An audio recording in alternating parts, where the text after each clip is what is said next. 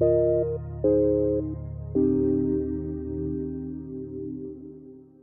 you so much, everybody. Good morning, good afternoon, good evening, regardless of where you're joining us from. Thank you for joining Privado's podcast series.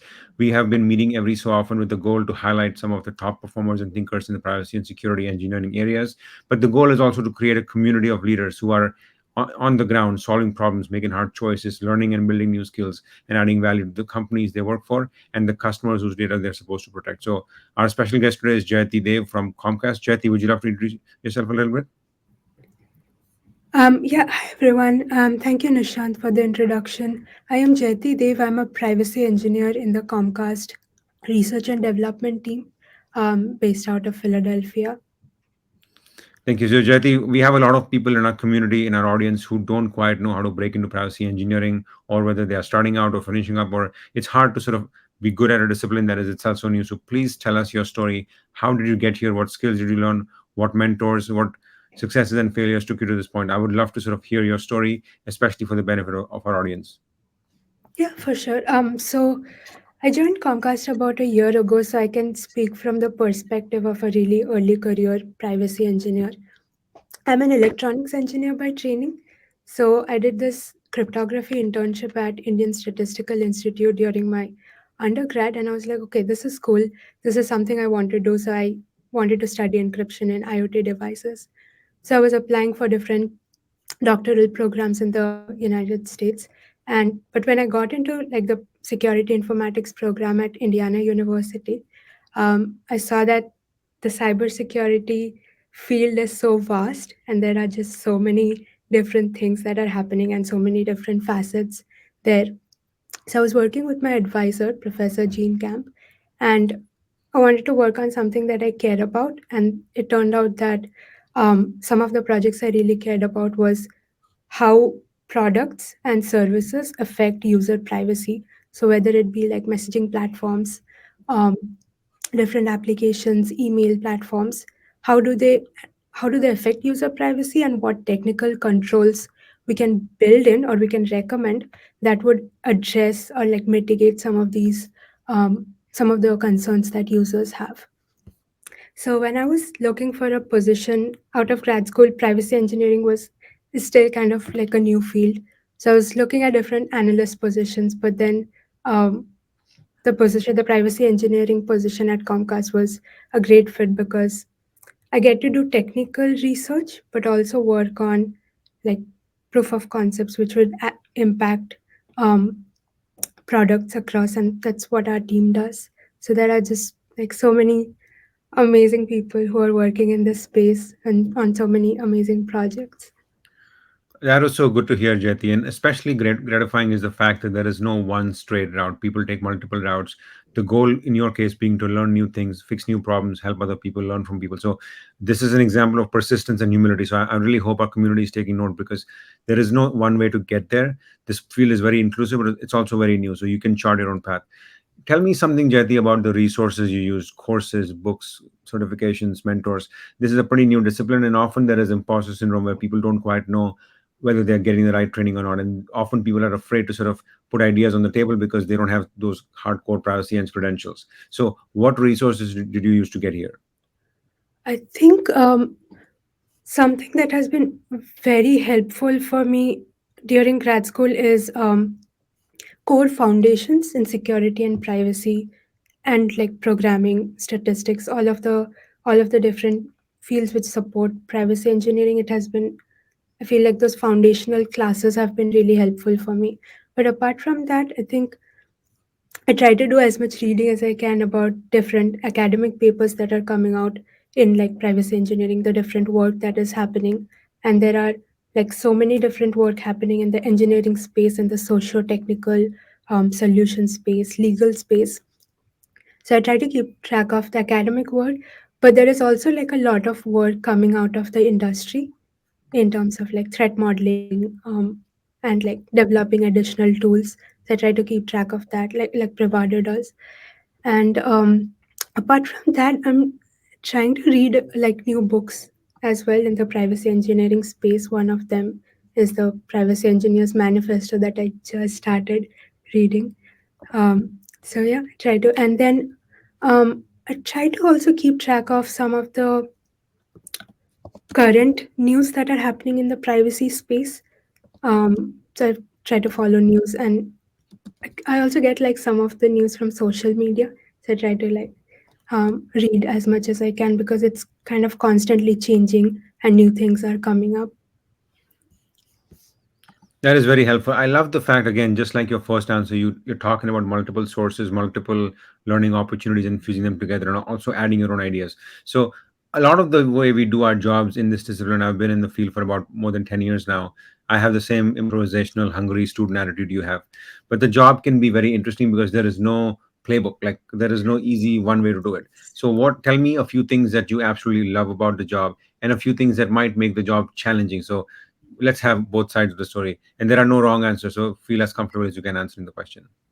Okay. Yeah, I completely agree. It's like it's no one size fit all solution, which is why like we what I really like about my job is we get to collaborate with so many other people because everyone when you're building privacy solutions for different applications, each application has its own challenges. So I remember back in grad school, when I would write papers, it would be like, oh, companies don't do this, and then they should. This is one thing that they should be doing. But when you look inside, like when you work with different teams, you get to know that it's not. There are so many different moving parts to that, and you have to kind of like collaborate with different teams. So to get like a complete picture. So if you are building tools, like our team builds like a couple of different tools in privacy threat modeling space, security threat modeling, as well as like finding secrets in repositories, things like that. So we get to collaborate with like a lot of different people to make sure that those tools are kind of helpful. And the other aspect that I like is that we get to do a lot of problem solving because each application and each tool comes with its own sort of challenges. And like some of my colleagues and like whoever is in the space, I think they have similar issues as well with trying to solve problems the best we can to make it more privacy preserving. That is great, Jyoti. And before I continue the conversation, just want to remind our audience we have a community that we are building, and it's not an abstraction, it's a real community of people like Jyoti and me who have a few things to teach you, and we also have a few things to learn from you. It's a way to build a community of people who are not just thought leaders, but they are action leaders. They do stuff as well. So please, Hernando from Bravado is going to be posting a link if he hasn't already. Please join our community. We want to hear from you because our community is nothing if not for the people in it. So please take a look at the link. Jyoti, continuing on our conversation, could you tell us some of the challenges that privacy engineers face in their day job? And this does not necessarily mean that the companies they work for are doing a bad job or something. It's more about the job itself is abstract. So, can you give us a sense of what are some of the things that make the job not just challenging but rewarding? Because it's only when you face these challenges that you actually get better. So, any insights to add about that? I think the biggest challenge is kind of converting the legal aspects of privacy and academic aspects of privacy into technical requirements because we know like okay this is like a guideline or like a regulation that we have to be compliant with, but how do we actually implement it in systems?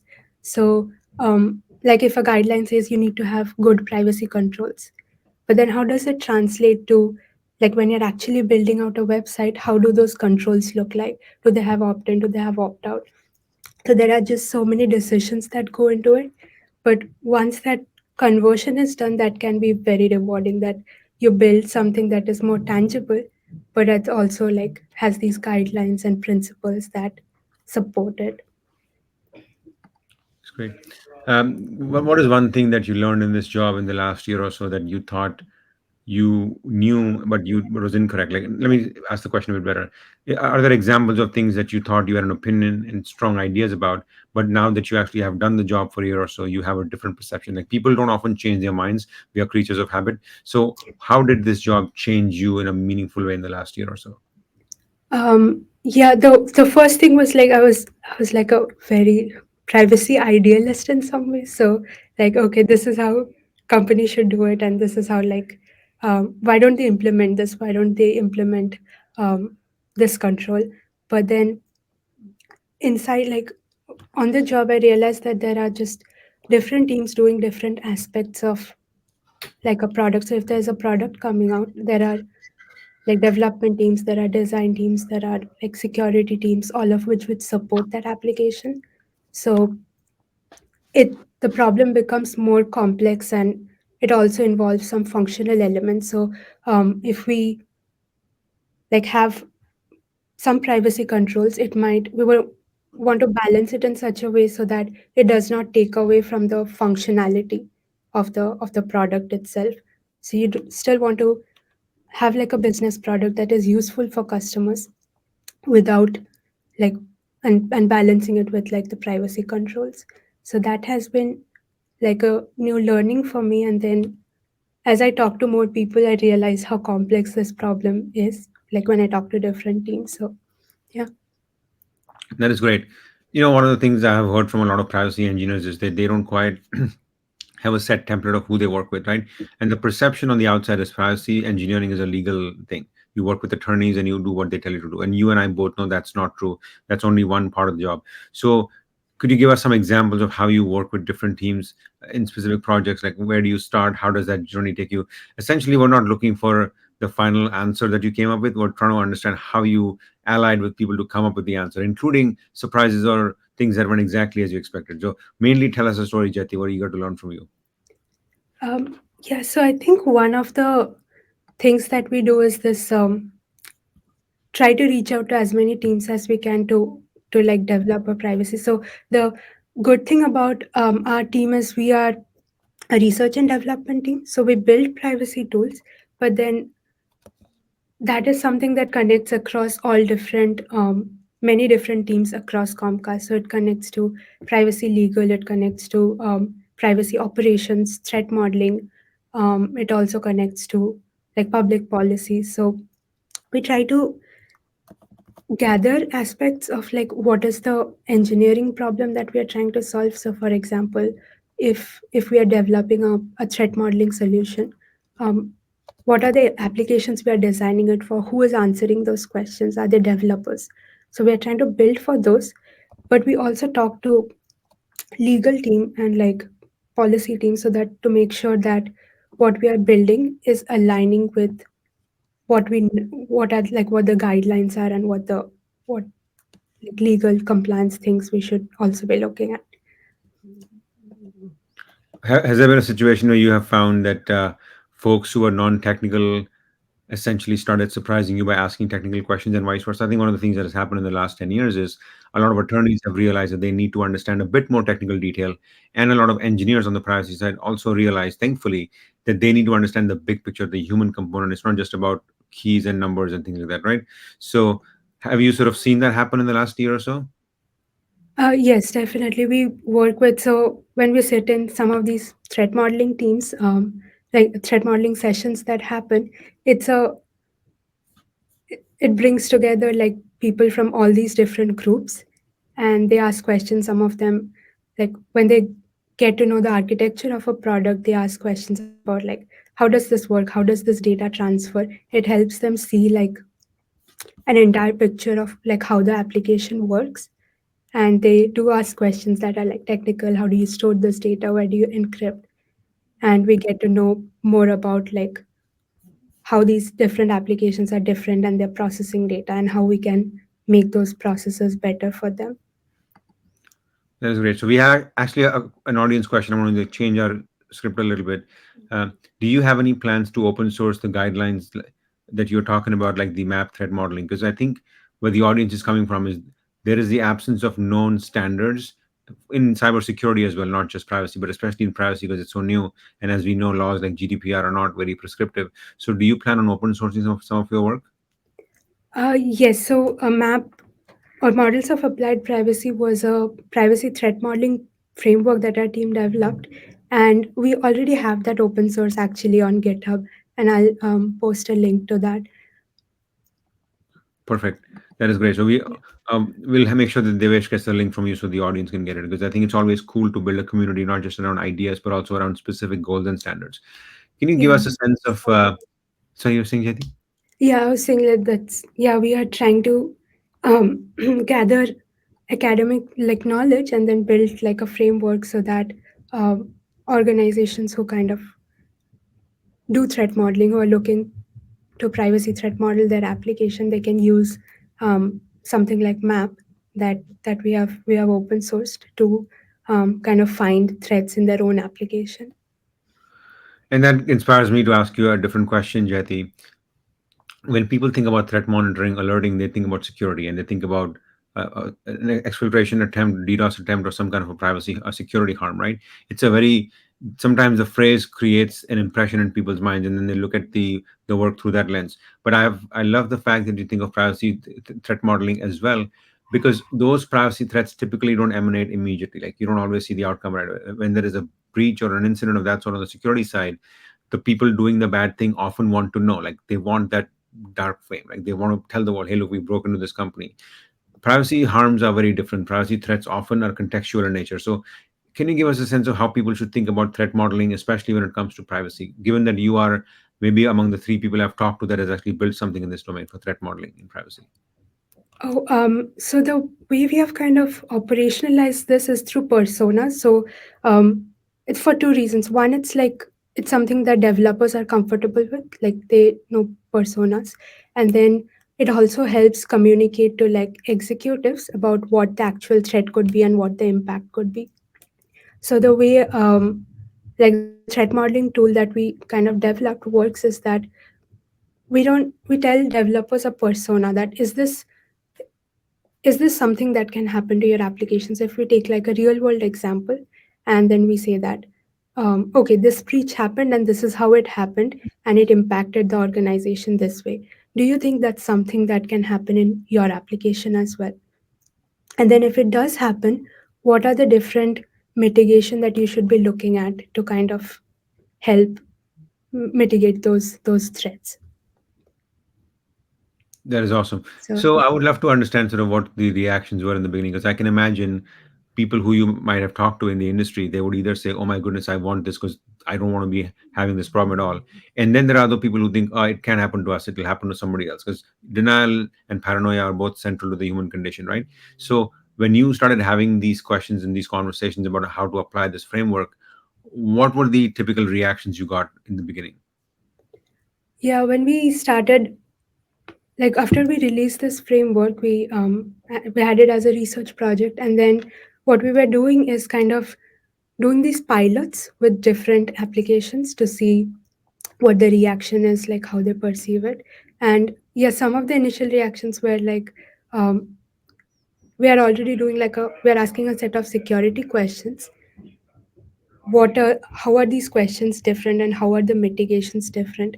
And then we were talking through these teams to say that okay, the impact of these could be different. It's not necessarily something you can measure, but it can be something that's like affecting a customer. So maybe autonomy harm, or the data that you have about customers, it could lead to some kind of discrimination. So we want that's why we do this early in the process and involve developers so that um, they can they can get an idea of like okay, these are the different threats that could happen and this could be the impact, like kind of early on in the process. That is truly fantastic. And there a point when you thought, "Oh my goodness, I'm making a breakthrough here"? Like you come up with an idea, great. You get people to sort of sign on to you initially, great. But then there comes a point where you're like, "Oh my goodness, I'm on to something here. This is something that is not just going to work in this case, but it could benefit a whole lot of people and make the company and the discipline better." What was that moment like? When did you, on the inside, feel not with data, but Jayati the engineer, Jayati the innovator, Jayati the problem solver, the leader? When was the moment when you felt you were on to something good here? um, I think the way we were talking about like privacy threats as like not just um so some of these threats when we go through them, it's not just talking about causing like protecting the data, but it's also about protecting the user. And I think that's the shift that has been happening in like the privacy engineering space, that we just don't want to like protect just the data, but we also want to protect like the user and all aspects of like the decision making so that they can make meaningful consent. They have granularity in like what they do. So like that's the That's the shift that I've seen in the way we talk about like privacy threat modeling solutions. So yeah, that was like that made me happy as a so By the way, I um, hope the audience got that amazing soundbite from our speaker here. Jayati said, protect not just the data, but the user. There is a human being behind all of those numbers. There is a human being behind all the clicks and the engagements. And I think we have to be both very mechanical and surgical about protecting the data and the company and the user's information. But remember, there is a real person at the end of it. People like my dad, people like your sister, people like somebody else's parents, grandparents, people who may not be very tech savvy and who depend upon us to protect their data, right? So Jayati made an excellent point. Protect not just the data but the user. So I hope everybody listening internalizes that. So have a human component of the job as well as an engineering component. Both are critical. Thank you so yeah. much, Jyoti. Appreciate that insight. And My next the question. I think we're almost getting close to the end of it. Were you saying something? oh, I was just saying like yeah, we just need more research in like these different user groups as well too, because you said like there are so many different users and there are sometimes different solutions for different groups of users. So yeah, that was my Definitely. And I think we have time for a couple more questions. So if anybody in the audience has questions, let me know because we're getting close to the end of our time here. So, Jyoti, I'm getting a lot of pings from people saying, I want to get into privacy engineering, but I don't have the coding experience. Or I want to get into privacy engineering, but I don't always understand what the laws mean. Or there are people who seem experts in this area and don't have the time to coach me.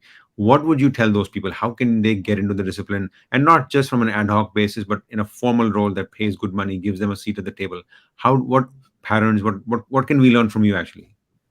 Um, I'm fairly new to the role, and maybe like you're the expert in this domain, but I think privacy engineering is kind of like has so many different facets to it. So even if you don't know coding, there are other things in privacy that are possible to do which do not require coding, like coming up with frameworks, processes, doing data mapping, all of that. So, privacy operations, all of that does not necessarily require coding. But if you're someone comfortable with coding, you can build those tools, build like something like privacy preserving, like de identification systems, automation systems, if that's like domain. So, as a privacy engineer, there are just so many things that a person can do if they want to get into the space, depending on like what the role is.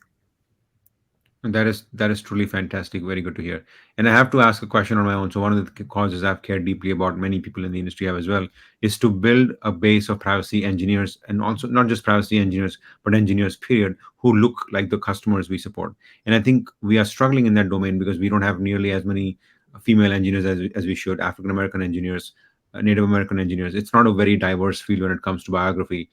What advice would you give to the people trying to get into the field and people who are trying to hire into the field? How can we build a bench of privacy engineers that is diverse in terms of identity, background, thought, etc.? Can you, any feedback for us? Any ideas? We'd love to listen to you. I think by making like when people are applying for roles, I think by making them a little more like broad, I think we can include that way we can invite more people to the table. So um a lot of roles we want to make them so that people who are new to the field, and like a lot of cybersecurity professionals come like from different fields and they're starting out, we want to make them like part of it and see if we can invite more people there by making job descriptions a little broader, giving opportunity to learn and kind of help them grow and learn in their role. Awesome. One more question come from the audience. Is there something you got to take account for when it comes to threat modeling when you have different agile changes happening across different fields? So you have a lot of features being built, a lot of capabilities being updated. So there is no stable state that you can have as a starting point, right? How do you use that to sort of essentially build out a more threat modeling type approach, even as the facts are changing as you are going along? Yeah, which is why threat modeling is kind of also a continuous process. We do it pre-production, we do it post-production. It's and we do it every time there's a major change in the application. So as the application grows, um, it is nice to kind of also do multiple rounds of threat modeling to kind of see that if making changes to an application changes like creates new kind of privacy harms as well. So it's kind of like a a continuous process. So as frequently as it can be done, that's like the best for an application. That's great. And I think we have time for one last question, and I'm sure everybody's wondering why I haven't asked this question already. Perception exists that privacy engineering and security engineering were all a bunch of blockers. We stopped the business from doing cool things that make money. That is not true, but sometimes we have made that mistake, and the perception, for better or worse, exists. How do you battle that perception, Jyoti? How do you make sure that the business sees you as an ally, as a protector, as a good actor, and as a collaborative partner rather than a blocker? So, what approaches have you used that the rest of us can learn from? Um, it's a good question. I think there's like an essay I read like a couple of years ago from Jack Polk, and he talked about information fiduciaries and Hmm. how companies are moving from like, yeah, we have to do compliance, we have to do privacy compliance, security compliance, all of that, but also kind of moving to a model where we are going beyond compliance to support customers and to protect their privacy, like to protect their data, which might not be covered by regulation, but we go beyond that to do that. So that's how we're trying to build that consumer, like that's how organizations try to build that consumer trust. Beyond that, I also think this is like what one of my colleagues like Webov talks about is like privacy is an indicator of product quality. So whenever we integrate privacy into products, the business case for that is that it automatically improves product quality because we are going through checks, we're making sure that data is handled properly, it's mapped properly when we are making like transfers between regions, it's encrypted properly. So it that automatically makes like a case for that. Okay, if it's a good product, we it is if it's privacy preserving, it's automatically a little better product. That is so amazing. Good data hygiene, proper data destruction, sound access management, checking for secrets and logs. You could make the argument that that is as much about making the business better protected, more mature, more efficient, as it is about privacy. So, if you just for a few minutes remember one thing, the audience, just say this is not just about legal compliance. It's about building on compliance in a way that benefits your business. So, Jed, these examples were totally on point. We don't have time left for any more questions. Jyoti, thank you so much for sharing with us your knowledge, your experience, your perceptions. We hope this is part of a larger conversation and we hope you'll stay engaged with us. For the community, I'll say please click on the link Hernando has shared. We would love to have you on the show. We would love to have you tell us who we should have on the show.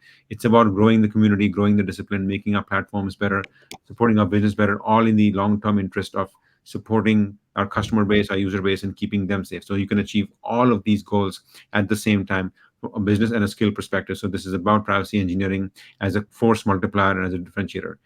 Thank you all so much for coming. We'll see you the next time. Thank you again.